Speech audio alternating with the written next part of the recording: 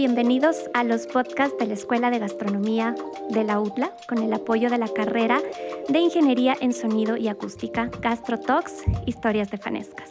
Un espacio de diálogo con personalidades influyentes de nuestra sociedad para enriquecernos con sus conocimientos, experiencias, vivencias personales sobre nuestra querida preparación emblemática, la fanesca. Recordemos que un plato se construye con las tradiciones de todos los ecuatorianos.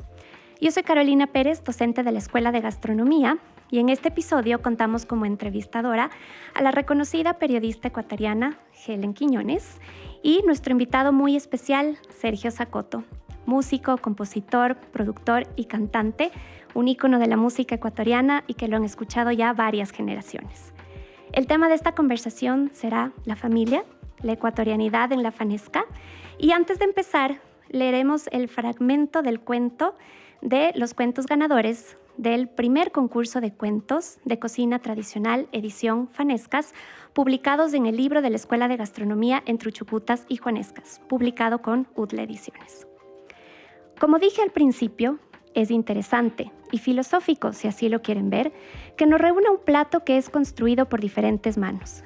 Es como si la fanesca fuera en realidad las personas que la construyen, reuniendo en la mezcla sus historias, sus memorias y las infinitas posibilidades de relatarlas. Imaginen si pudiéramos recopilar los relatos alrededor de cada plato de fanesca que está siendo preparado ahora. Tendríamos de seguro la historia completa de una nación entera en nuestras manos y sabríamos la vida del panadero, del barrendero, del banquero, los motivos del ladrón, las costumbres de la monja, los secretos de la vecina y hasta la intimidad del presidente.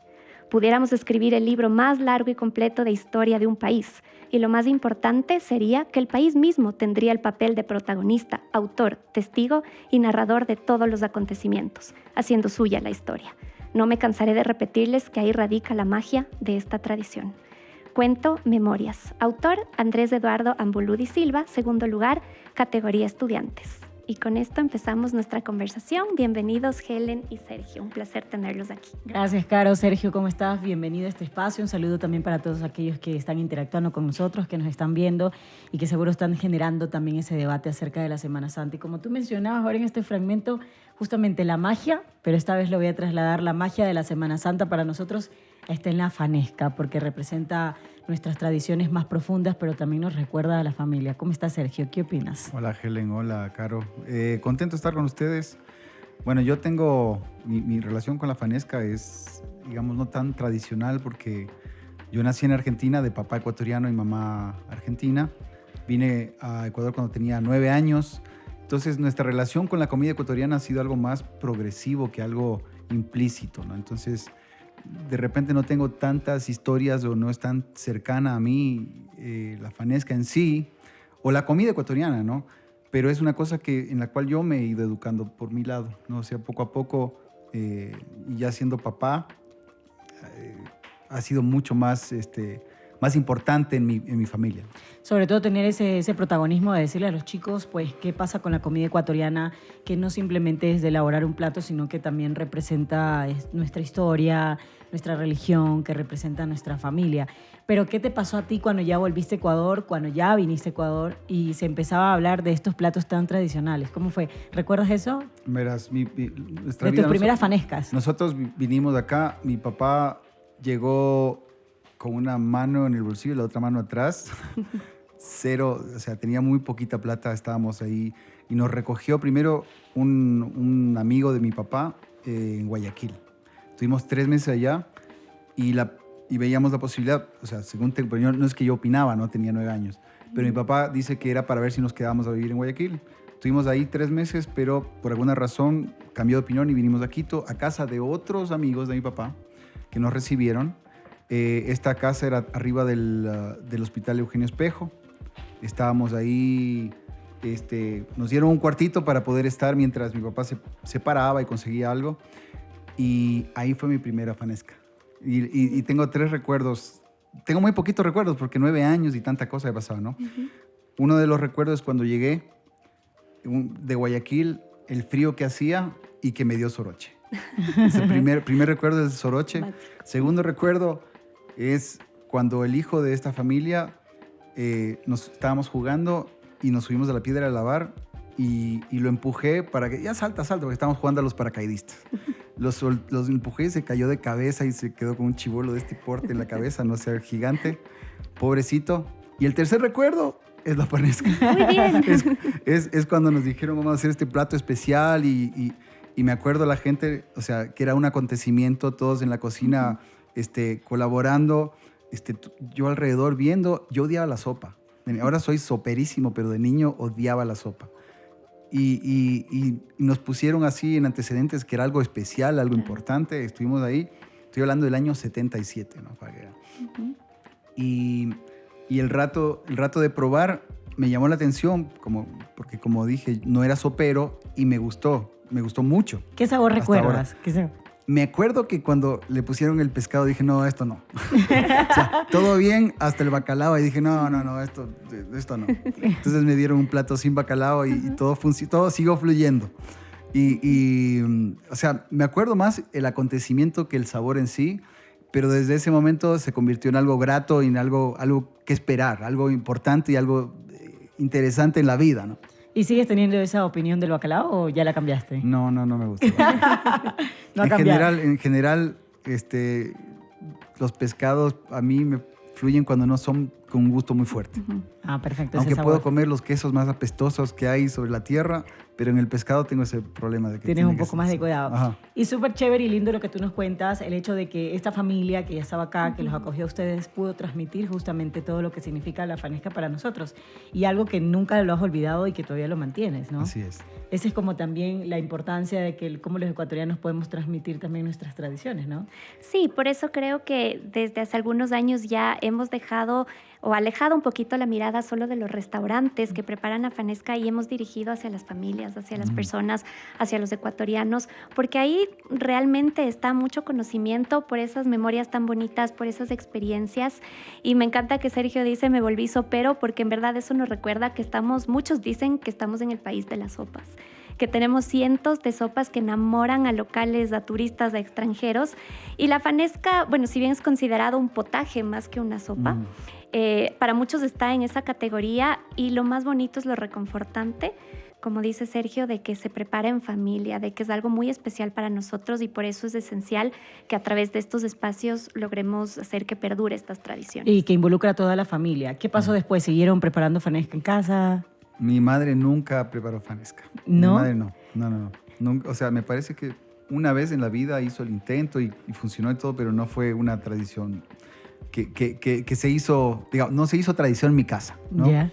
Mi mamá era argentina, hija de italiano y de española. ¿Y qué opina de la fanesca? Le gustaba, pero no hacía. O sea, era mucho trabajo para ella, creo.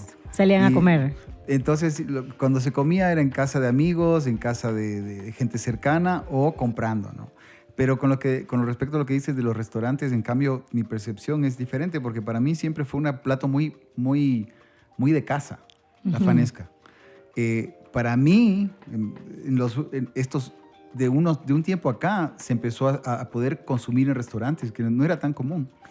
O sea, era un plato que se comía en la casa, ¿no? Y si tenías el amigo que la mamá cocinaba, era así como buenas. Sí. Así, como que no te olvidarás de invitarme a la casa en la fanesca. Cierto que hay fanesca, bueno. Esa era la típica, que alguien te hacía llegar un plato o había en la casa de un amigo, porque en mi casa no había, ¿no? Pero lo de los restaurantes ha sido nuevo para mí y mi esposa que tampoco cocina, yo tampoco cocino.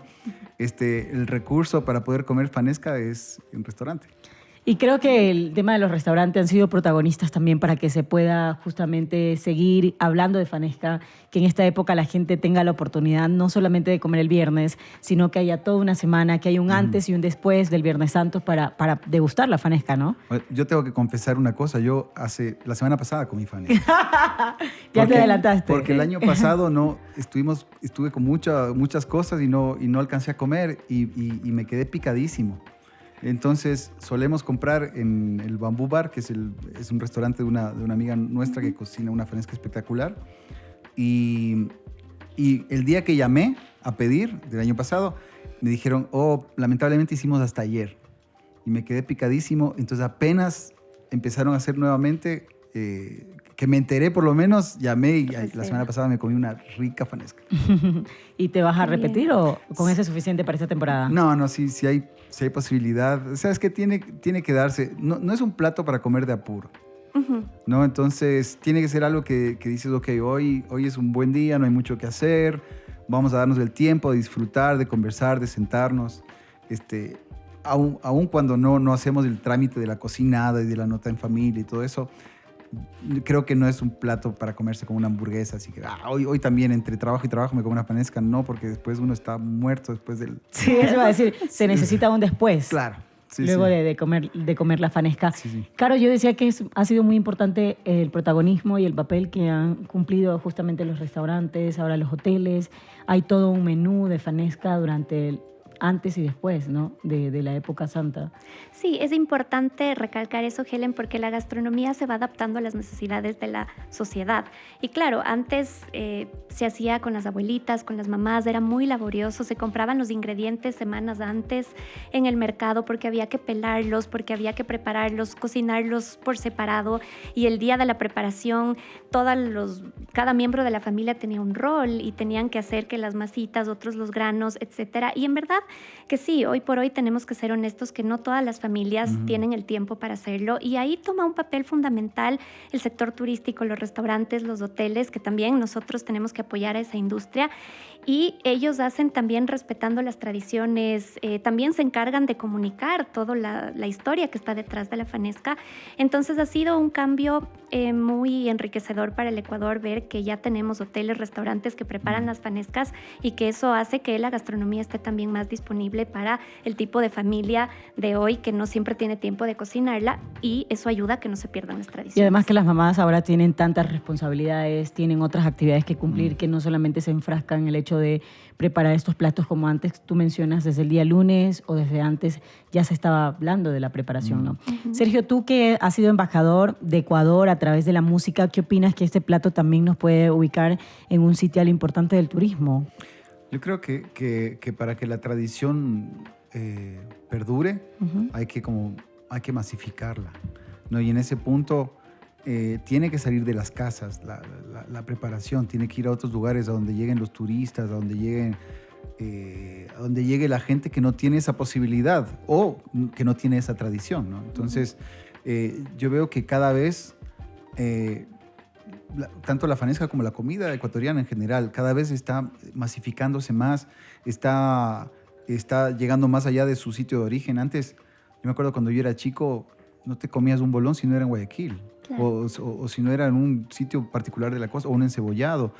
Y de repente, poco a poco, la comida se ha ido extendiendo, se ha ido masificando, ha ido llegando a las bocas y a los ojos de la gente que tiene que llegar. Y eso es importantísimo, ¿no? O sea, tener esa tradición, tener nuestra comida, nuestros platos que llamen la atención, que nos hagan famosos porque nos merecemos, ¿no? Como país, fuera de nuestro terruño, es sumamente importante. Yo creo que sí, justamente esa migración interna que hay de los ciudadanos que vienen de Esmeraldas a Quito, de Quito a Esmeraldas y viceversa, y así sucede en todas las regiones del país, creo que nos han permitido probar todos los sabores y conocer que hay un solo Ecuador, pero que nos distingue o que no nos divide, se podría decir, no dividir, sino más bien que nos caracteriza en cada región determinados platos, determinados sabores.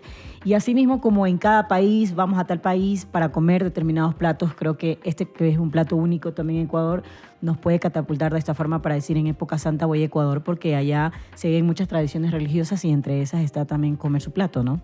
Totalmente. No, es súper importante respetarla, cuidarla, hacerla conocida. Esto que hacen, por ejemplo, aquí en la UTLA me parece lindísimo, darle la importancia necesaria. Estuve hace unos años en no sé si se dice concurso, era como una especie de concurso, que había un montón de fanescas y íbamos probando. Fue increíble, pues, o sea, fuera de que salí súper lleno y descontento, es lindísimo ver todo tipo de personas, gente hipercalificada, intelectuales probando y dando su criterio de cuál es la más sabrosa, por qué razón. Me parece que es bien... que nos hace más fuertes como país y como personas. Carolina, siempre la academia, creo que lo hemos venido diciendo durante estos espacios, pero creo que el protagonismo de la academia, el papel de la academia, su responsabilidad de esta universidad, el de hablar de estas tradiciones, como decía Sergio, se han venido realizando diferentes actividades. Este año le dimos la vuelta, vamos hasta las redes sociales para hablar de Fanesca, ¿no? Sí, porque también responsabilidad de la academia es de encontrar todos los medios disponibles para que una comunidad, una sociedad preserve las tradiciones, que no se quede dentro de las aulas, sino que nuestra responsabilidad también es hacer que mientras más se conozca, más se hable, eso es una forma de que no se pierda. Y un objetivo nuevo que hemos tenido también es, como decía hace un momento, que ya no solamente es en la cocina o en la familia, también tenemos que ver todo lo que el país nos ofrece y que hay Fanesca en el campo, por ejemplo. Ver que no solo es una tradición religiosa, sino que también es una tradición de nuestros indígenas del campo, de celebrar el nuevo año indígena, el Muxugnina, donde estamos agradeciendo a la Madre Tierra por los granos tiernos y que ahí está otro origen de la Fanesca, y que también abramos nuestra mente, nuestro paladar a ese tipo de fanescas del campo, de que saber que ellos lo preparan con ocas, con mashuas, con tubérculos, porque es la temporada, lo que la tierra les está dando. Y que así como las familias ecuatorianas tenemos nuestros mitos, nuestras tradiciones, que por ahí la abuelita nos contaba que los granos eran los 12 discípulos, en el campo también se habla, por ejemplo, de los personajes a los ingredientes. Hay un matrimonio dentro de la fanesca que es el maíz y el frijol. Siempre se siembran juntos en la chacra para que se apoyen, el frijol se apoya en el maíz y el maíz le ayuda también a levantar alto y a dar nutrientes a la tierra, y es un matrimonio que está ahí, por eso sale el mote casado en Cuenca. Bueno, en fin, tenemos una cultura gastronómica alrededor de los ingredientes y también de la fanesca, porque podemos hablar de postres, por ejemplo. No sé, los postres en casa, qué tan dulceros somos los ecuatorianos, que alrededor de la fanesca empiezan a salir un sinfín de postres, y eso hace que nuestra cultura gastronómica crezca, se fortalezca y que tenemos muchísimo que ofrecer. Y es que hay tantas historias, se podría decir, tanta narrativa alrededor de la fanesca y de nuestra comida ecuatoriana, que es mágico. Escuchar, por ejemplo, cosas nuevas que yo no sabía, no sé si tú las sabías, esto del matrimonio. Tampoco. Entonces es como verdaderamente mágico incursionar justamente ahí e ir aprendiendo. Sergio, ¿qué crees o cuál debería ser el papel justamente de los ecuatorianos para mantener nuestra comida, en este caso la fanesca? Pues yo tengo la experiencia de ser migrante, de ser turista, de ser anfitrión. Y me parece que cuando uno llega a un país, uno percibe el país a través de los ojos de la persona que lo recibe, ¿no? Cuando uno llega, a mí me ha pasado hace años de años, me acuerdo que llegué a España, chiro. Y entonces pasé metido en el hotel. Y entonces estuve tocando y no tenía ni para salir y tomar una cola, ¿no? Entonces era tocar, después al hotel y quedarse ahí, comer la comida que había en el hotel, que no era muy buena, y nada más. Y cuando volví me preguntaron, ¿y qué tal España? No, horrible. Horrible. Porque no pude ver nada, pues, porque yo no era un buen guía, no tenía las posibilidades, no tenía... Entonces, horrible, ¿no? Pero después los años me han ido enseñando que es todo perspectiva, es todo perspectiva. Y cuando uno es anfitrión, me ha pasado que he tenido la oportunidad de ser anfitrión muchas veces acá en Ecuador, y la gente sale maravillada porque uno dice, ¿qué es lo mejor que tenemos? Esto y esto. ¿Qué es lo mejor que podemos comer? Esto y esto y esto. Ven, por favor, mira esta maravilla y mira este paisaje y prueba esta comida. Entonces, la gente sale maravillada porque realmente se enamora del amor que uno tiene por su país, ¿no?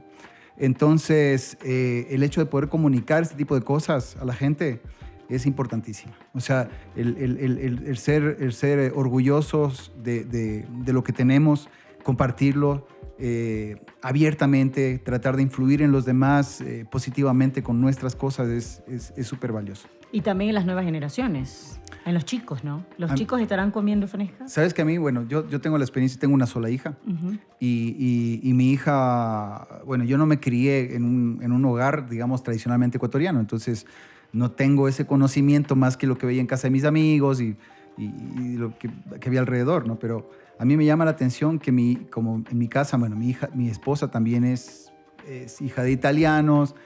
Tienen mucha influencia extranjera, claro, por todos lados. Entonces tampoco es que ella tiene esa nota del conocimiento de la comida ecuatoriana. Sin embargo, mi hija es enamoradísima de la comida ecuatoriana. Y creo que se enamoró más cuando salió de Ecuador, porque estuvo estudiando afuera. Y de repente me decía, estamos acá en Barcelona, con mis amigos nos vinimos de este lugar que venden, que hay comida ecuatoriana y está buenísima y no sé qué. Y yo decía, wow, pero en mi casa nunca comías, ¿no? Sí. Pero, y el hecho, y veo que está súper enamorada y súper enganchada, y los chicos de la edad de ella están mucho más comprometidos de lo que yo estaba con la comida ecuatoriana. Eso me da mucho gusto. Tiene que ver con nuestra forma de percibir el entorno, ¿no? En nuestro país y nuestras cosas, ser orgullosos de lo nuestro. Creo que poco a poco nos hemos ido relajando como ecuatorianos y somos más conscientes de las maravillas que tenemos, que a veces veíamos más lo que no teníamos que lo que tenemos. Y quizás también ahora hay tantos mecanismos, las redes sociales, por ejemplo, el hecho de viajar, de que te permita justamente hacer esa comparación y extrañar lo que sí verdaderamente es bueno, ¿no? Y del hecho de que ahora hay tanto influencer, tanta gente que está haciendo comida ecuatoriana, que está demostrando lo que tenemos, que se ve tan rico, que se ve, entonces como que quiero probar. Y lo que hablábamos al inicio, hay tantos espacios, restaurantes, todos que están vendiendo comida ecuatoriana, que tenemos muchas alternativas cuando salimos de casa a comer a la calle, que eso hace también que los jóvenes vayan probando otros sabores, ¿no? Quizás eso le pasó. O sea, yo creo que es parte de eso. Sí. O sea, el estar lejos, el querer tener un pedacito de tu país, el darte cuenta de qué es lo que te falta, ¿no? O sea, siempre salir de tu entorno te ayuda a darte cuenta qué tienes y qué no tienes, ¿no? O sea, porque estás dentro de otro país, de otra cultura, de otra gastronomía, y dices, oye, pero sí estaba bueno lo que hacíamos allá, o sí es interesante, o capaz nunca probé eso, quiero probar cuando vuelva. Entonces, todo ese tipo de cosas te hacen valorar más tu tierra. Decíamos que la fanesca, luego de la fanesca hay que tener un después, por eso hay que comer suavecito. Sí. Pero, ¿tú le pones postre o sin postre? Nada con postre. Siempre hay espacio. ¿Hay espacio? Preso por 1,000, preso por 1,500. ¿Tú, Caro, le pones? Sí, siempre postre. Lo más tradicional de los quiteños es, bueno, los higos con queso, el arroz con leche, pero es impresionante saber que en diferentes lugares del país hay otros postres que no conocemos, ¿no? Hay la famosa incluso torta de Jueves Santo, no sé si la han escuchado. Eso es algo que se perdió con el tiempo. ¿De qué era? Esta torta era una torta de arroz con maní y con queso, wow. Que decían que era tan contundente que te permitía comerla antes del ayuno para poder quedar lleno y satisfecho hasta que se acabara la Semana Santa. Y wow. Quedó en los recetarios de 1800, nadie más la preparó, se hacía con infusión de hierbas, de flores de los huertos de las monjitas. Y ahora, recién hace algunos años, los chefs de la escuela empezaron a traer la receta de nuevo. Modestia aparte, nos sale espectacular. Wow. Nuestro chef pastelero le hace muy rica esta torta de arroz. Y también hay la natilla en Manabí o la chucula también en Manabí, aunque la chucula es de Esmeraldas también, pero en Semana Santa la preparan con mucho orgullo. No sé, Helen, en tu provincia o qué postres tienen. Yo recuerdo también que en la época santa mi abuelo hacíamos la chucula, pero también hacíamos algo que era como mazamorra. Hacíamos mucha mazamorra porque mi abuelo era agricultor, entonces él en la finca en esta época era como que cosechaba ya el maíz tierno. Y todo el mundo también tenía que colaborar para moler, ayudar a moler ahí en el molino, en el molinito artesanal de la casa. Y yo hubo un tiempo que de verdad yo ya no quería nunca más comer maíz tierno, choclo, porque mi abuelo nos daba demasiado. En serio, era como que nadie se podía meter, el único dueño de la receta era él, solo se podía ver, él movía, él no se podía hacer nada. Entonces yo creo que todo eso me causó como un pequeño trauma que yo no quería ver más, aparte que nos obligaban a ayudarle. Y comíamos mucho, era como que nos daban en un envase muy grande y cuidado, no vayan a comer porque era como que desperdiciar toda la cosecha, el esfuerzo que él hizo, entonces había que comerla. Entonces yo creo que como que después ya no quise más comer, pero ahora sí extraño mucho su mazamorra, la verdad. Claro, y qué importante lo de la cosecha, Helen, porque también ahí sale otro postre tradicional de esta época, que es el jucho. Porque cuando en el campo están celebrando el Paucarraimi, preparan el jucho con las frutas, con el capulí, sobre todo. Entonces, también nuestra gastronomía agradece mucho al tiempo de la Sí, y incluso de muchos productos que se dan en esta época, por ejemplo, del choclo también se hace, y hay en casa justamente en esta época, lo que son las humitas. Entonces son muchos platos que tienes como para pasarle al vecino, a los amigos, a los familiares, ya hicimos. Y creo que todo eso es lo que nos representa como ecuatorianos en esta época, ¿no? Comunidad. Sí. No, yo no sé si estoy errado, pero yo siempre relacioné como postre de la fanesca los pristiños. También, sí. Totalmente. No sé si era- Sí, Pero a la larga Postre ir erróneo. analizando, ¿qué dirán los expertos ahora? ¿Sí es mucha comida o no? Claro que es Nutricionalmente sí, es gracioso porque en muchas entrevistas a los chefs de la escuela les preguntan ¿y qué hacer en la parte nutricional? Porque sí es calóricamente muy elevado, pero a la final es una vez al año que el ecuatoriano con tanto amor se da este lujo. Claro. Y hoy por hoy, como hablábamos en el podcast anterior, ya las nuevas tendencias también han obligado un poquito a que se puedan hacer variaciones. Algunos ya la piden no solo sin pescado, sino también sin leche por intolerancias o sin maní por alergias. Entonces, la fanesca es un plato vivo que satisface a todos. Y una vez al año que se puedan dar el gusto, pues pienso que ¿Y sí qué está bien. características de la fanesca justamente tú crees que representan a los ecuatorianos de la fanesca? En un plato de fanesca estamos todos. Yo creo que ahí representa varias aristas. La biodiversidad que tiene el Ecuador al ser uno de los países más biodiversos del mundo por tanto ingrediente. Representa nuestras raíces, la española y la indígena con ambas festividades. Representa por eso la fe, el agradecimiento porque seguimos agradeciendo a la tierra y si es que estamos por la parte católica, pues nuestra fe. Representa la unión familiar. A mí me encanta, por ejemplo, la tradición de las masitas. Los niños siempre hacen las masitas. Por ahí los tíos pelan los granos. Entonces, esa unión familiar de los roles. Y creo que por eso la fanesca habla de lo que somos los ecuatorianos, que le ponemos tanto amor y pasión cuando nos metemos en algo y sobre todo en la gastronomía. ¿Qué dices tú, Sergio? Sabes que representa? es interesante, ahorita me acordé de una cosa que creo que es importante, que hace muchos años que cuando me preguntan sobre mi estilo musical, yo siempre digo que lo mío es como una fanesca. O sea, hablando de música, Ya. ¿no? Porque a mí me gusta la música, me gusta el pop, pero tengo mucha influencia afrolatina y también folclore y me gusta lo más tradicional. Y siempre es un recurso que, hablando en Ecuador, ¿no? Si hablo con gente de afuera no van a entender. Digo, no, lo mío es como una especie de fanesca, ¿no? En la cual mezclamos un montón de cosas, pero sale algo contundente, rico y ecuatoriano, ¿no? Entonces quiere decir que hablar de fanesca es hablar de todos. De todo y de todos, claro, ¿no? de una mezcla generosa, contundente, interesante y sabrosa. Y sobre todo que representa también nuestras tradiciones más profundas que tiene el Ecuador, no solo en el tema gastronómico, sino también todo esto que representa en historia y en religión. ¿Qué mensaje le dejamos a la gente que nos está viendo, que está interactuando acerca de este plato tan importante para los ecuatorianos? Bueno, primero, y dando los resultados de la encuesta que pusimos antes de iniciar el podcast, si es que ayudas a preparar la fanesca en casa. Y los resultados de la gente ganó que sí ayuda a preparar la fanesca, como todo un chef nos pusieron en las respuestas. Y ese sería el mensaje. Continuar preparando en casa, haciéndonos parte activa de esta tradición, uniendo lazos familiares. Y si no es posible, pues con todo el orgullo salir a comer, a degustar, porque también tenemos que apoyar a la industria de la restauración y la industria hotelera, donde tenemos profesionales que la preparan de manera exquisita. Así que ambas respuestas son correctas. ¿Qué le decimos a la gente, Sergio? No, que siga comiendo fanesca, que siga comiendo los platos ecuatorianos, que compartan, que cuenten y que hagamos la comida del Ecuador más grande, así como... Porque me parece que hacer la comida del Ecuador más grande es como hacer la música del Ecuador más grande y cualquier otro tipo de tradición nuestra, ¿no? Hacer el Ecuador en sí más grande.